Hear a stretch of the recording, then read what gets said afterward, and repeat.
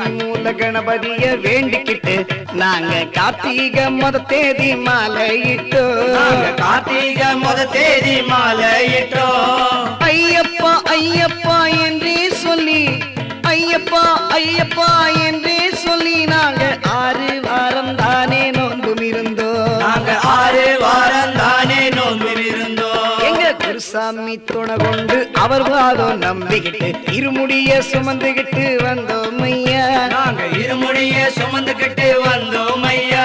எங்க குருசாமி துணை கொண்டு அவர் வாதம் நம்பிக்கிட்டு இருமுடிய சுமந்துகிட்டு வந்தோம் ஐயா. இருமுடிய சுமந்துகிட்டு வந்தோம் ஐயா. 6